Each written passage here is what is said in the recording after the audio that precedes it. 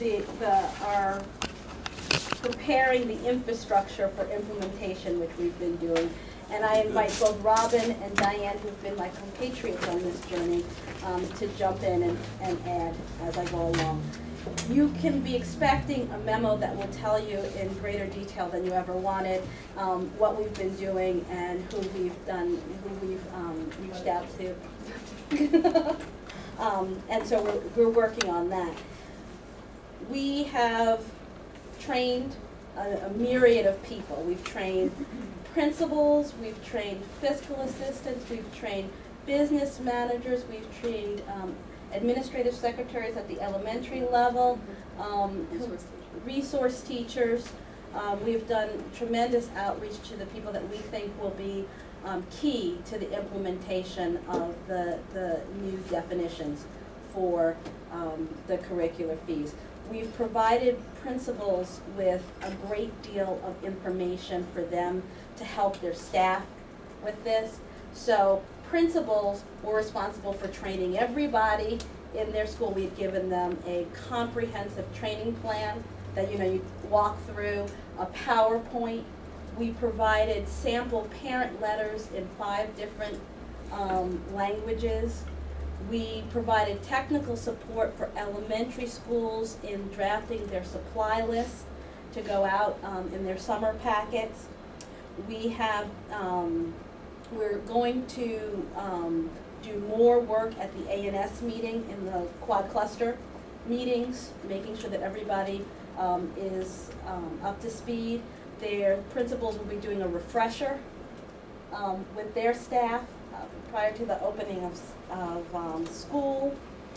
We have come up with a website which is now live, and Diane has it, my technical support has it so ably up there, and you can see, yeah, maybe if we turn on the light down, that we have by level, because as you'll recall, the issues are very different at the elementary and at the secondary level. So we have it by level. Sorry, it's the best. But you'll see, you can just, if you go into the MCPS website and type in fees, then you can I'll take you back and show you what that's exactly what I did.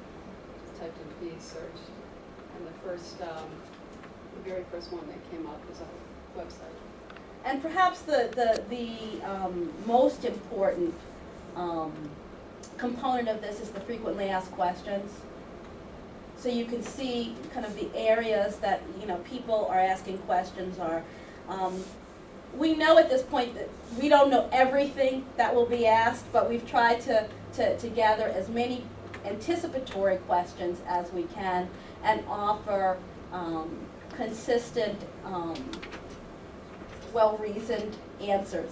And Diane, Robin, Betsy Brown, and I are kind of the point people on this. And when the answer is not plain from the documents that have already been given and that you've gotten, which are the guidelines, then we confer so that there is a single, consistent answer. Oh, I'm on camera. I didn't realize I was on camera. Going out from the system. Excuse me. Open meeting. An open meeting. You want to stop it? It's fine. I just didn't realize that I was on camera again. I'm sorry. Mm-hmm. Sorry, let me get my. So one of the things that we've done is also put into place a process to gather data, so that we'll be able to look at the end of the first marking period at some data that we hadn't been able to really talk about with any specificity before, which is the number of waivers granted for what schools for what courses, and that will OSP has worked on and reached out to people talking about how they're going to collect that data, so that we'll have that.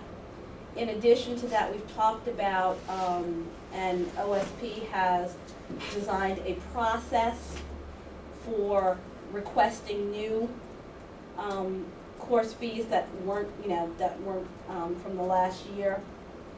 And there's one other thing. Oh, the approval of the course fee list, which schools are currently submitting, and the 22nd is tomorrow is the deadline, their list for review and approval by the community superintendents. So that's kind of where we are at this point. Robin, did I forget anything big? No, just really emphasize the beauty of the website is that everybody can have access to it. Right. So that a parent can go to that website and hopefully the school has given them that answer. And if not, the school and the parent would have to kind of work together on that. So I think it's just been a great tool for us. Right.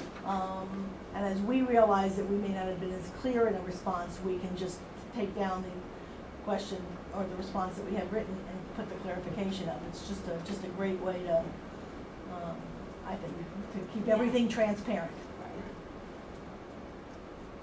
So the MPIA request that came in over the weekend asking for all of the school-related, all the fees that have been approved was premature since It doesn't exist. tomorrow. Exactly. It doesn't exist, and Correct. they'll be going back and forth. Even though It hasn't been approved, they haven't been approved right, and there'll be yet. questions that community Right. superintendents will send back to the school. So now they give themselves like a 3-4 week cushion. But I would assume that they'll need to be approved prior to people doing their August meeting. Absolutely. As they're coming in, I'm reviewing them to make sure that they follow the spirit, the guidelines, that they aren't above the maximum. It's multiple approval steps.